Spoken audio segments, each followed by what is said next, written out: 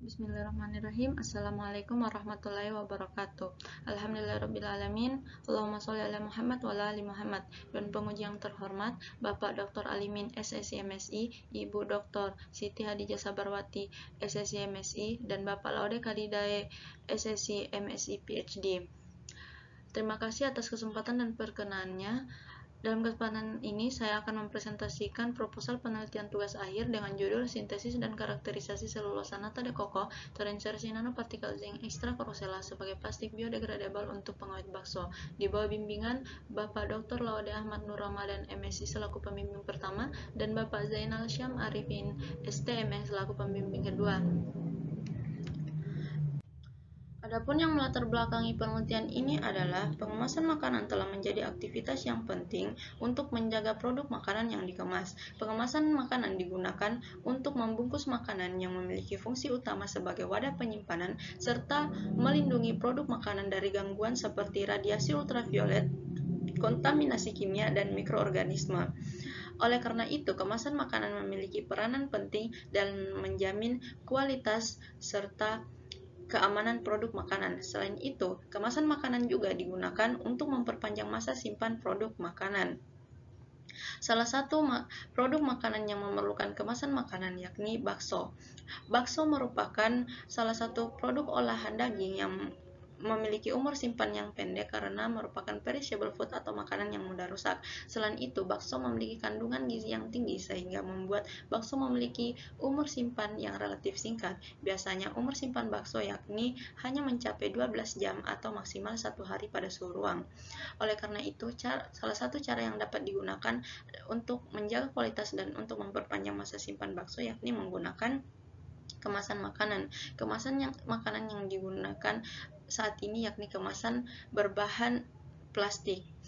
Plastik sebagai kemasan makanan tidak dapat dipisahkan dalam kehidupan sehari-hari karena plastik merupakan bahan kemasan yang murah, mudah diperoleh, dan tahan lama. Akan tetapi, plastik yang digunakan yakni plastik sintetik yang memiliki dampak berbahaya bagi lingkungan karena sulit terurai, dapat mengganggu kesuburan tanah, serta dapat merusak ekosistem lingkungan. Upaya yang dapat digunakan untuk mengganti kemasan makanan yang lebih ramah lingkungan yakni dengan mengganti plastik sintetik dengan plastik biodegradable. Plastik biodegradable merupakan plastik yang mudah terurai oleh mikroorganisme di dalam tanah dan tidak memiliki dampak yang berbahaya bagi lingkungan. Plastik biodegradable biasanya terbuat dari bahan alami yang dapat digunakan sebagai kemasan makanan untuk menggantikan kemasan plastik dari polimer sintetik. Salah satu bahan alami yang dapat digunakan dalam pembuatan plastik biodegradable yakni selulosa bakteri. Selulosa bakteri merupakan salah satu jenis polimer yang banyak diaplikasikan dalam industri makanan dan biomaterial. Selulosa bakteri dapat dihasilkan dari hasil fermentasi air kelapa dengan bantuan Acetobacter-Psyllinum.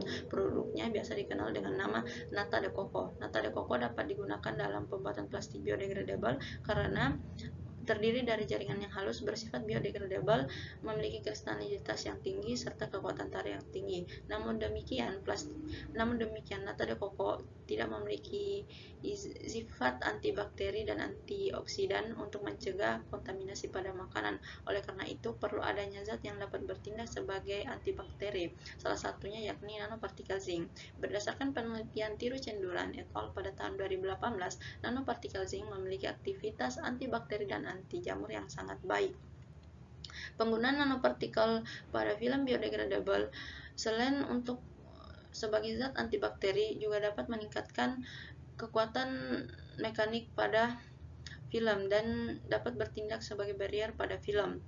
Sintesis nanopartikel zinc dapat dilakukan dengan metode green synthesis dengan memanfaatkan ekstrak tumbuhan. Sintesis nanopartikel dengan memanfaatkan ekstrak tumbuhan telah banyak diadopsi akhir-akhir ini karena ramah lingkungan, hemat biaya, memiliki waktu yang singkat, serta menggunakan peralatan dan prekursor yang sederhana.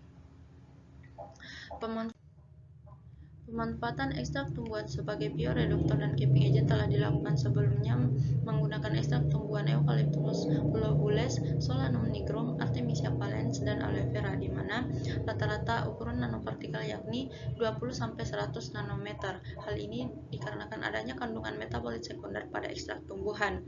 Oleh karenanya dapat juga digunakan ekstrak rosella. Menurut penelitian yang dilakukan oleh Ariati et al. Pada tahun 2020 mengenai screening fitokimia, ekstrak rosella khususnya pada kelopak rosella mengandung senyawa flavonoid berupa antosianin. Antosianin merupakan senyawa turunan flavonoid yang bertindak sebagai antioksidan. Warna merah pada rosella timbul karena adanya kandungan antosianin.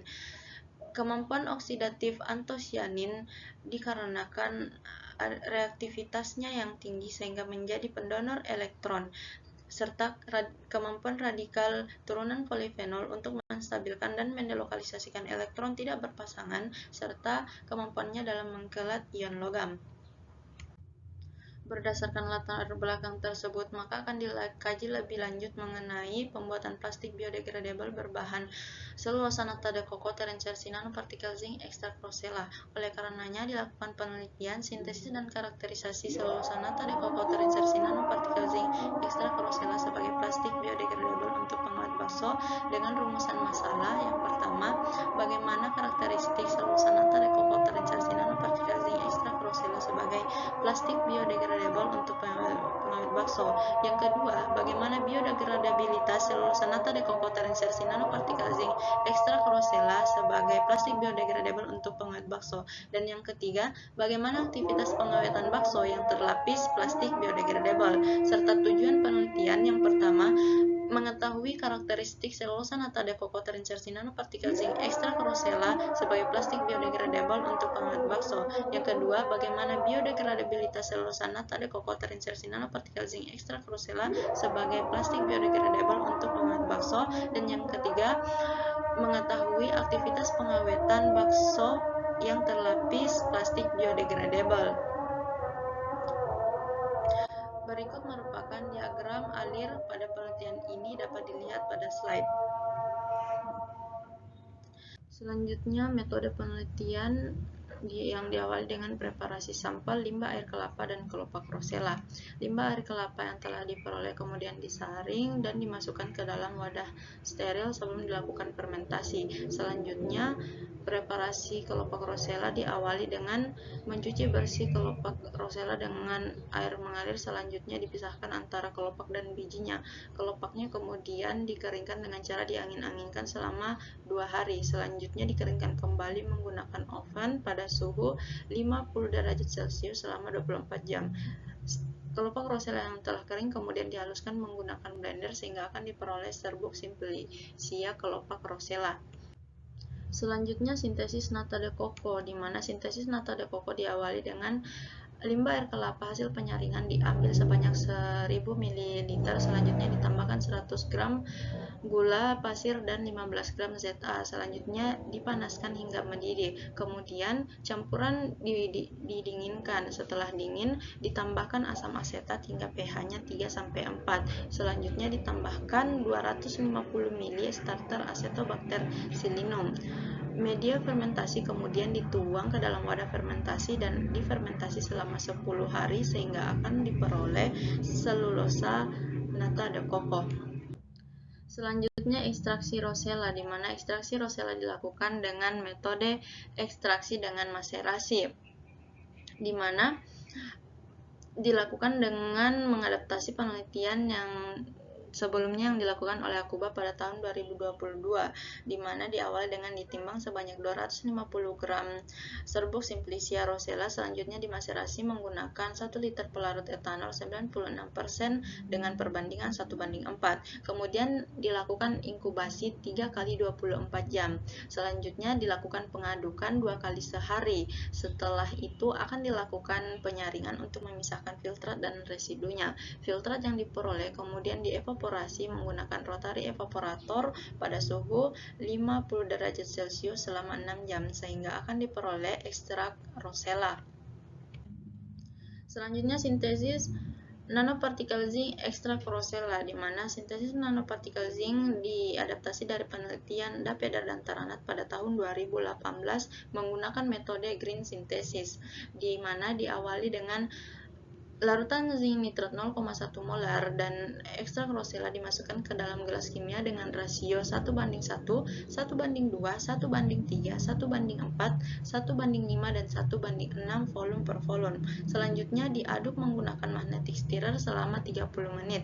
Campuran selanjutnya disentrifugasi dengan kecepatan 3000 rpm selama 10 menit sehingga akan diperoleh filtrat dan endapan. Endapan kemudian dimasukkan ke dalam cairan petri, sedangkan filtratnya dimasukkan ke dalam botol vial. Endapan yang diperoleh kemudian dikeringkan menggunakan oven pada suhu 50 derajat Celcius selama 6 jam, sehingga akan diperoleh serbuk nanopartikel yang siap untuk dikarakterisasi. Selanjutnya, pembuatan plastik biodegradable terinsersi nanopartikel zinc ekstrakroselah, di mana pembuatan plastik biodegradable diadaptasi dari penelitian Setia Ningrum et al. Pada tahun 2020 menggunakan metode inversi fasa, di mana selulosa nata de coco hasil fermentasi dicuci dengan air galon mengalir, kemudian dicuci kembali dengan aqueous. Selanjutnya dikeringkan dengan cara dijemur di bawah sinar matahari. Selanjutnya, nata de coco yang telah kering kemudian dihaluskan menggunakan blender dan diayak menggunakan ayakan 100 mesh sehingga akan membentuk serbuk selulosa. Serbuk selulosa nata de coco selanjutnya dilarutkan dengan campuran pelarut 8 gram NaOH dan 12 gram urea. Kemudian ditambahkan kembali dengan 5 ml plasticizer gliserol 2% dan larutan nanopartikel sebanyak 10 ml pada masing-masing perbandingan. Selanjutnya dihomogenkan menggunakan magnetic stirrer pada suhu 90 derajat Celcius selama 15 menit. Selanjutnya dituang pada cetakan akrilik, kemudian dikeringkan selama 48 jam pada suhu 50 derajat Celcius. Kemudian film yang telah kering dinetralkan kembali dengan asamnya dengan NaOH 1%. Selanjutnya kemudian dicuci dengan aqueous. Setelah itu dimasukkan ke dalam desikator sebelum dianalisis. Selanjutnya, karakterisasi pada penelitian ini menggunakan spektrofotometer UV vis untuk analisis kestabilan dan ukuran partikel nanopartikel zinc ekstrakroselah. Selanjutnya, FTIR untuk analisis gugus fungsi ekstrakroselah, nanopartikel zinc, dan plastik biodegradable berbahan selulosa nata de coco terinsersi nanopartikel zinc ekstrakroselah. Selanjutnya, mikroskop optik digital untuk analisis morfologi nanopartikel zinc dan plastik biodegradable berbahan selulosa nata de coco terinsersi nanopartikel zinc ekstrakroselah. Uji plastik biodegradable diawali dengan uji mekanik yang terdiri dari 3, yakni uji kuat tarik, perpanjangan atolonasi, dan elastisitas, yang diukur menggunakan alat Universal Testing Design, sehingga nantinya akan diperoleh nilai kuat tarik dari hasil pembagian tegangan maksimum dengan luas penampang melintang. Selanjutnya, elongasi dari hasil pembagian pertambahan panjang dengan panjang mula-mula dikali 100% dan elastisitas diperoleh dari nilai kuat tarik dibagi dengan nilai elongasi. Kemudian uji ketahanan air, di mana uji ketahanan air diawali dengan memasukkan aqueous ke dalam tabung reaksi. Selanjutnya film uji dipotong dengan ukuran 3x3 cm, kemudian ditimbang berat awal filmnya. Selanjutnya dimasukkan ke dalam tabung reaksi yang berisikan aqueous selama 5 menit. Setelah 5 menit diangkat dan dilap permukaannya menggunakan tisu. Selanjutnya ditimbang kembali berat akhir film sehingga nantinya diperoleh nilai daya serap air dari persamaan daya serap air sama dengan berat awal dikurang berat akhir dibagi berat awal dikali 100%. Selanjutnya, uji aktivitas antibakteri menggunakan metode cakram, di mana diawali dengan sterilisasi alat dan media menggunakan autoklaf pada suhu 121 derajat Celcius selama 15 sampai 20 menit. Bakteri yang digunakan yakni Staphylococcus aureus sebagai perwakilan bakteri gram positif dan Escherichia coli sebagai perwakilan gram negatif. Masing-masing bakteri uji biakan murni selanjutnya diencerkan menggunakan NaCl 0,9% sebanyak 900 mikroliter. Media nutrien broth sebanyak 15 ml, kemudian ditambahkan bakteri uji sebanyak 100 mikroliter, kemudian dihomogenkan dan dituangkan ke dalam cawan Petri dan didiamkan hingga memadat.